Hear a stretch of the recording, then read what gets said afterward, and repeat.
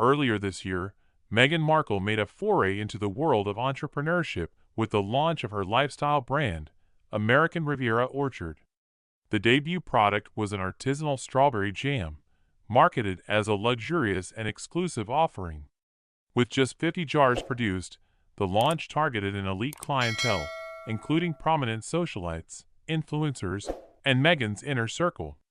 Among the lucky recipients were well-known personalities such as Argentine model Delfina Blackier and designer Tracy Robbins, who shared their jars on Instagram, adding to the allure of the product.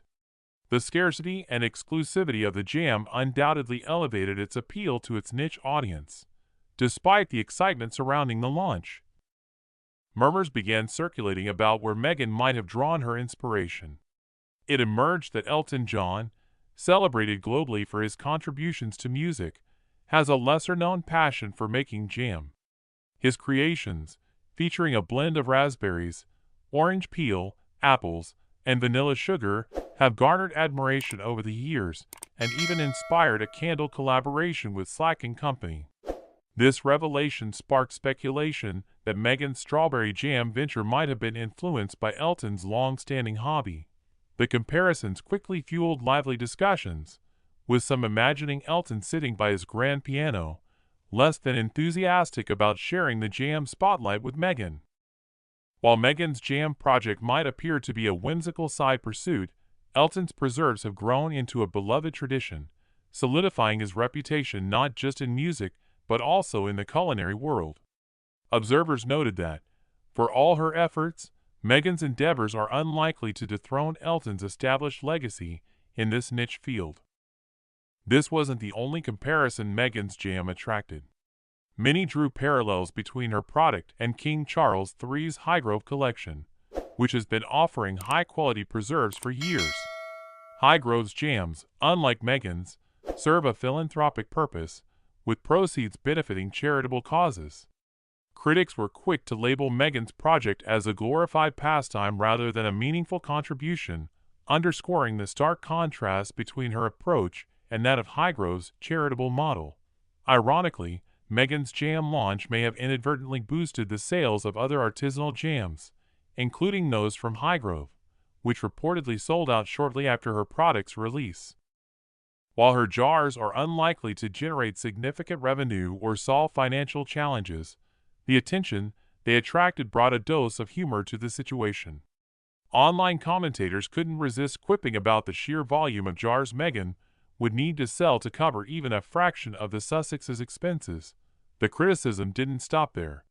Detractors accused Meghan of heavily borrowing ideas from established brands and traditions.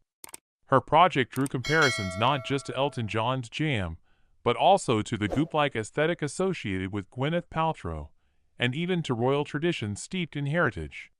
Some argued that originality might not be Meghan's forte, while others poked fun at the notion of her requiring culinary training to take her venture to the next level.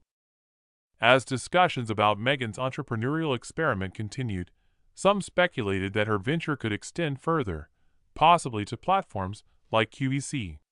Imagining her promoting limited edition Duchess baskets filled with jam, pine cones, and motivational sayings seems to align with her well-known flair for branding. Whether this speculation will become reality remains to be seen, but the idea certainly fits within her broader approach to crafting a personal narrative.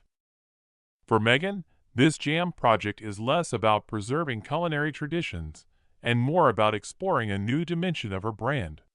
By contrast, Elton's foray into jam making stems from a cherished family custom that has become an integral part of his personal identity.